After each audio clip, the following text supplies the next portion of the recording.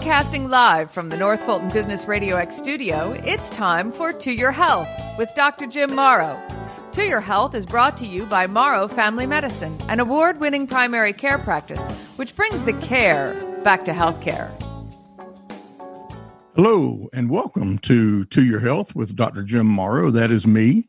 I'm Jim Morrow, a family physician in Cumming, Georgia. I am with Morrow Family Medicine, now a member of Village Medical. We're very happy about that. And we have offices in Cumming and Milton, Georgia, and I'm here in my office studio very early in the morning. And John Ray is in his jammies in his home studio. How are you doing, John? I'm great. You and I are both early birds. We're not in our jammies at this time of the morning. No, we're not. Yeah. I'm just trying to get a rise out of it. I know. How'd I do? Yeah, you've done great so far this morning. Well, I'm glad. And I can't tell you how much I appreciate you listening as subscribers and listeners and patients and prospective patients, maybe even. It means the world that people would seek out our podcast and want to hear what I have to say. It's a lot of what I have to say in the exam rooms every week, but it's been a blessing. Last time we celebrated our 50th episode. John had a little birthday party and everything. I didn't get cake, but it looked like it was good. And so we're starting on our next 50. And if you do have topic suggestions or ideas, I'd appreciate it if you'd send those to us. You can send those to drjim@toyourhealth.md, or you can tweet us. We are at toyourhealthmd on Twitter. Or on the Twitter, as some people insist on calling.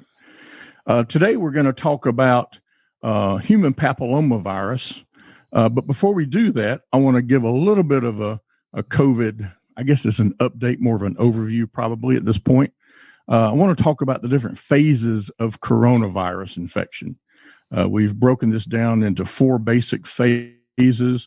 And the first one is what you might expect, which is the viral phase, the acute infection phase, where you get exposed to the virus. A few days later, you start with an infection because it's latched onto your cells with its spike protein that we have a vaccine against. And so for a few days, you'll have viral symptoms. You might have typical flu-like symptoms, cough, cold, myalgias, fever, body aches, that kind of thing. You just feel miserable, basically. And that can last up to 2 weeks. Now, if you're part of the 90% of people that never end up in the hospital, you're not going to go a lot past that, maybe a little. But during the second week is when we start this inflammatory, or what we call the cytokine storm phase. Cytokines are inflammatory agents that are produced in your body in response to infection and other acute events. And when you get too much of a cytokine release, you get the cytokine storm, and it can release enough of these materials and this fluid and other solid materials even, that they can actually fill up your lungs, your alveoli, the little air sacs, with debris instead of giving you room to have oxygen in those air sacs. And that's where you can really get into trouble with your oxygen level falling, your cough is worse, your shortness of breath is worse. And we tell everybody, if you feel you're short of breath, you should go to the emergency room, because people are dropping their oxygen levels a lot lower than other diseases have caused before you feel shortness of breath. So shortness of breath might indicate your oxygen levels well below the 94 that we want to keep it above. That cytokine storm phase can last a week or 10 days maybe, which brings you into the third phase, or what's the coagulation phase. Now, it took us a while to realize this was happening, but patients, whether they're in the hospital or not, but patients with significant infection and moderate to significant symptoms can develop blood clots in arteries and veins. Now, blood clot in an artery means you're going to lose blood flow to that part of your body, and that might cause a stroke. If that blood flow goes to your brain, it might cause an amputation of a leg. There have been many cases of that kind of thing happening. We had a patient come into the office complaining of pain in his ring finger, and he actually had been diagnosed with COVID 2 weeks earlier and was starting to have pain in his ring finger. And you could look at the ring finger and tell that it was gray where the others were pink. The skin was peeling off. If you touched it, it hurt tremendously. Ended up in the hospital on blood thinners, and last I heard had done pretty well. saving that ring finger, but that's one of the things that can happen in this coagulation phase. Now, if you have blood clots in a vein, that's more likely to cause a DVT, or what people refer to as a blood clot in the leg, that kind of thing. Or those clots can be in the lungs, and they can be deadly. They can certainly be very dangerous and off-putting, but they are also possibly deadly. So you want to be very aware of that. And this is why a lot of people, when they leave the hospital taking anticoagulants of some sort.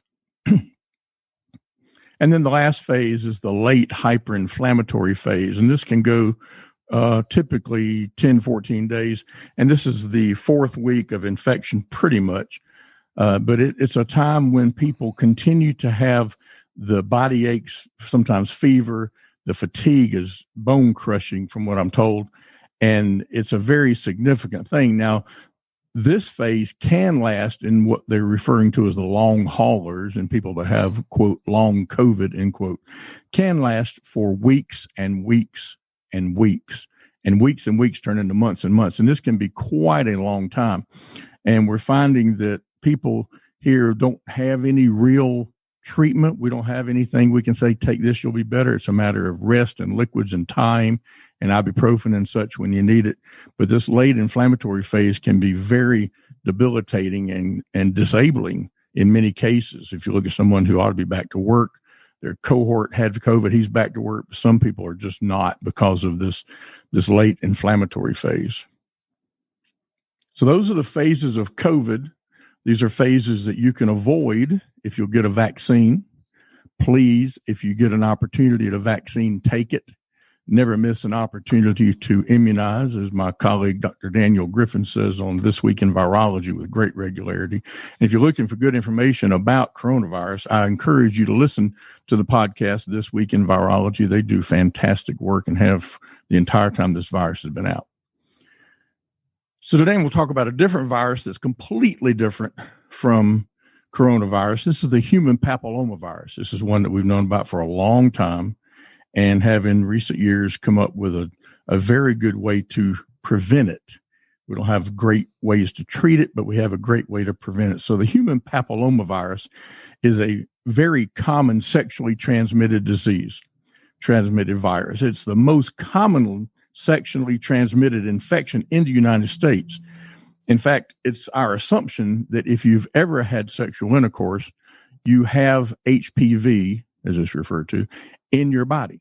Now, you may not have an acute infection, and you may not have a long-term problem from it, but the assumption is that if you've had sex, you've been exposed to HPV.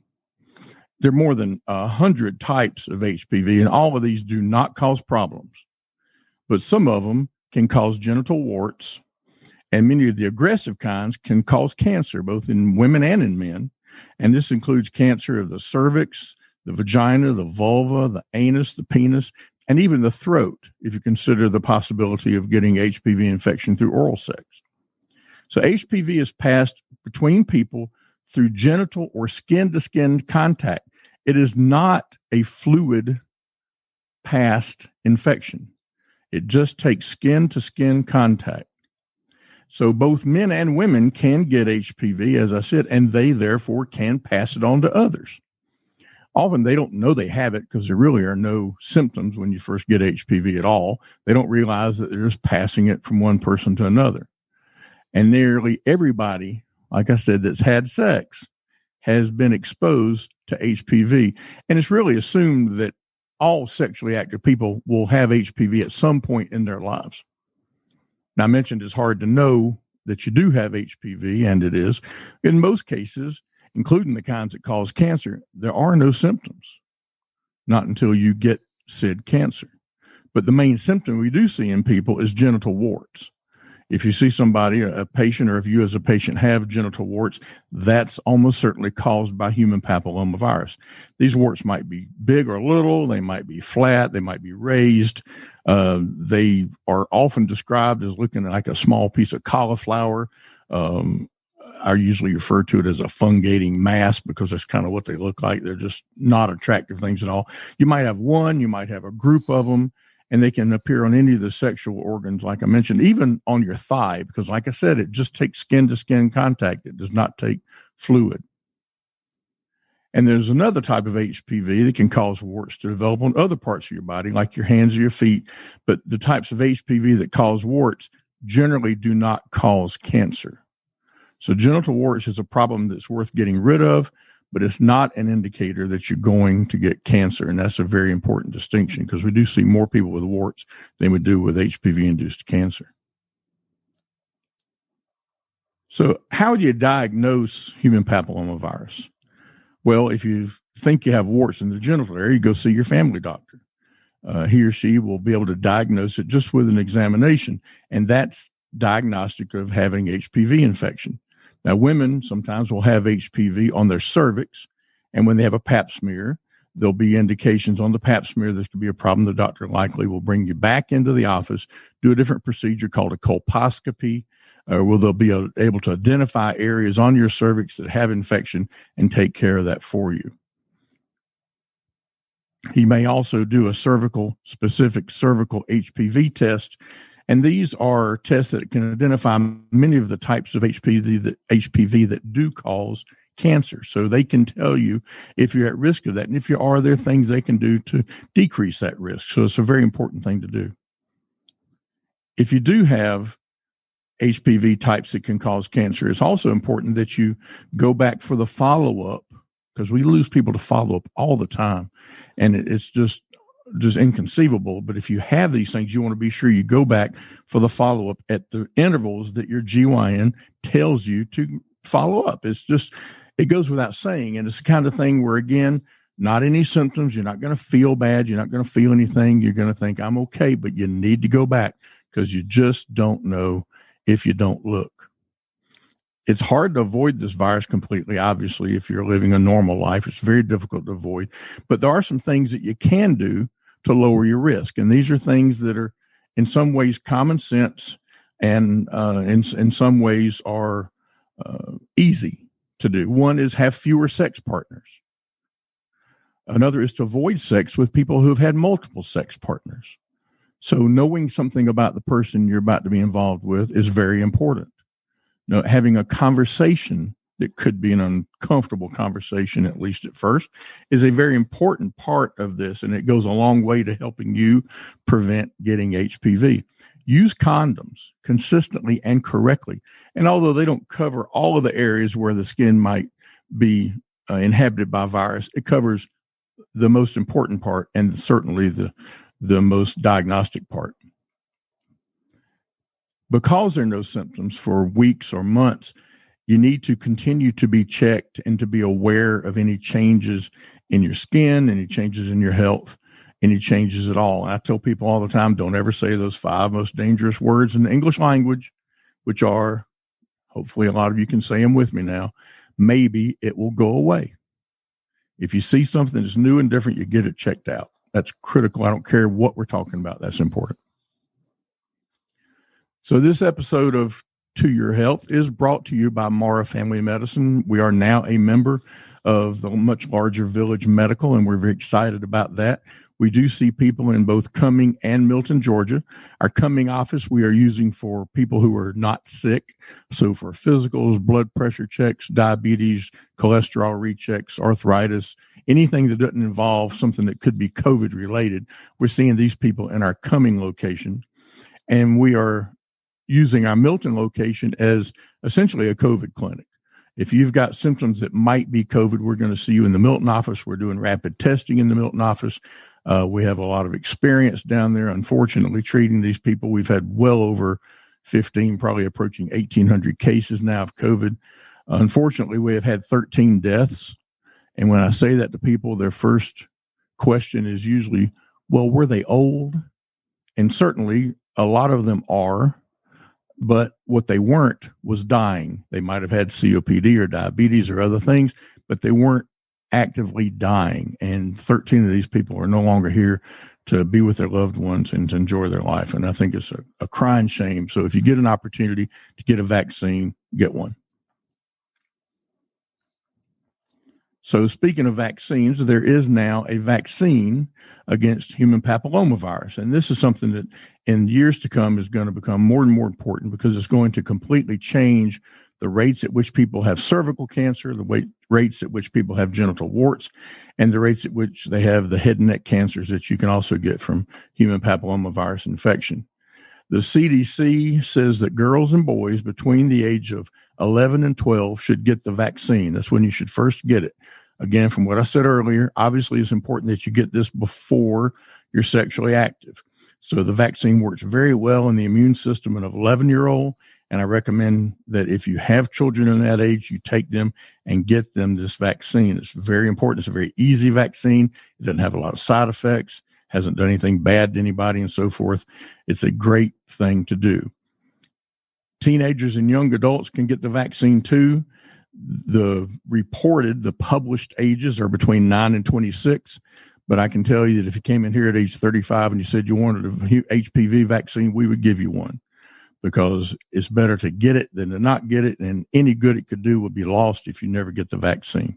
So that's an important thing. The vaccine is multiple doses over 6 to 12 months. Children 9 to 14 years of age get 2 doses, and children or teens over 15 get 3 doses.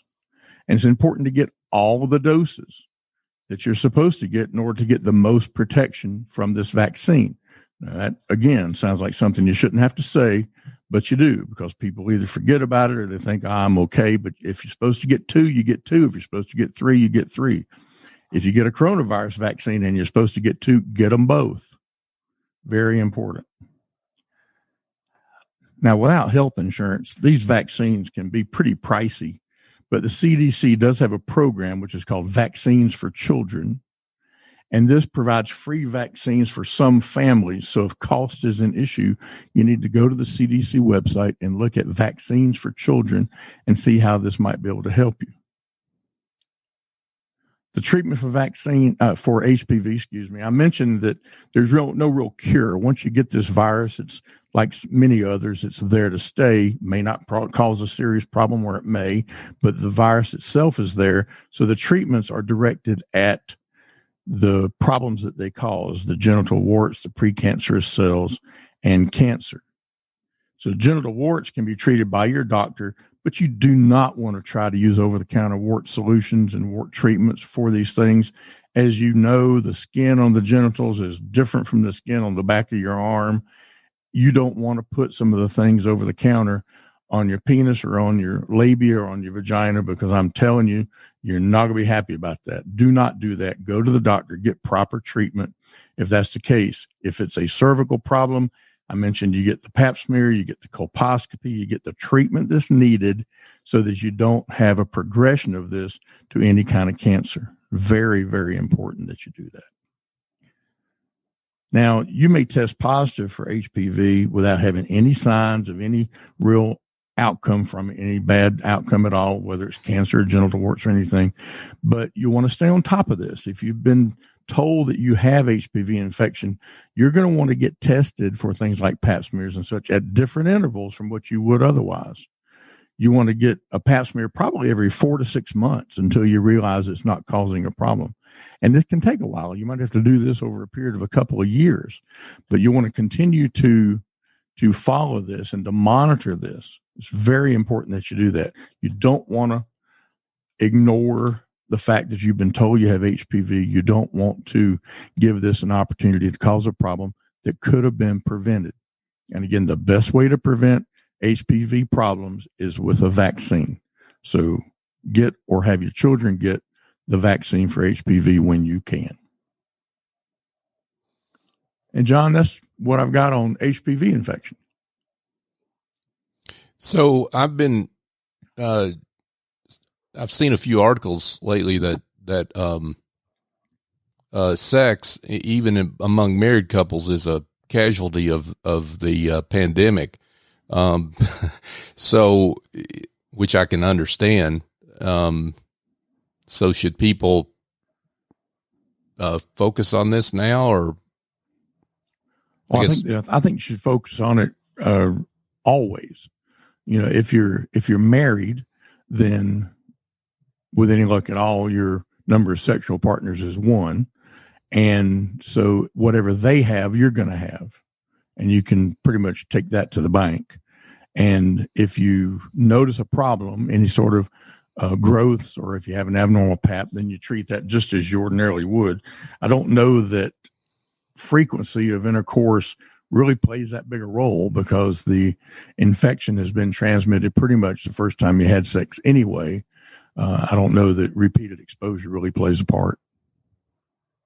Gotcha. And a coronavirus question. Yeah. So we have been seeing articles here lately about how there seems to be have been no flu season this year, and of course that feeds into the conspiracy theorist and what they've got to say about all this. But what are your comments on that? Well, it's very true. We really did not see much flu at all this year. And it turns out that if you don't go to work when you're sick, and you wear a mask most places, and you wash your hands and sanitize, and you're careful and you distance, you're not going to infect other people much. So we went from a society that was doing the complete opposite of that. When people had the flu, they're still going to work because they felt like the boss wanted them to, or they needed the money, or whatever the case would be. So whether they were sick or not, they went to work. Nobody ever wore a mask in the United States. You never saw that, hardly ever, unless somebody was doing chemo or something. And so all these things conspired to reduce the infection. And I think also more people got the flu vaccine this year than would have in other years, because they were concerned about it. They heard more about it and they were aware and so forth. So I think everything just combined to lower the flu rates. And it was a wonderful thing, because we were very concerned about what would happen with high coronavirus infection and high flu infection, and what the hospitals would do and so forth. So it was a real blessing that it ended up the way it did. Now, we need to remind folks, and I think you said something about this earlier, and you have on past episodes, but we need to remind folks that you are open to topics that you've been suggested topics by patients and others that listen to the show, and you're open to that. I absolutely am. I had a patient just last week recommend that we do one on CBD oil, and I don't believe we've done that. Yeah. So I'm going to start working on one on CBD oil. I have a guest in mind that I'd like to have come and talk to us about that. So hopefully in the near future we'll do that. But if you have an idea, something like that, or anything, doesn't matter, anything health related, we would love to hear it. Folks, get your ideas in. He rejects all mine. So he out of hand. So maybe if you'll suggest a few, he'll take them on. Well, let's don't talk about what yours have been, because that would explain why they've been rejected, I think. But I can't tell people how much I appreciate them listening. I'm not going to ramble on and keep people here against their will, but I just appreciate the ideas. I appreciate the comments people give me in the exam room and in emails. So thank you very much for listening to the first 50, and I hope you listen to the next 50, and hopefully I'm around for the third 50. So we appreciate it very much. And so for now, that is To Your Health.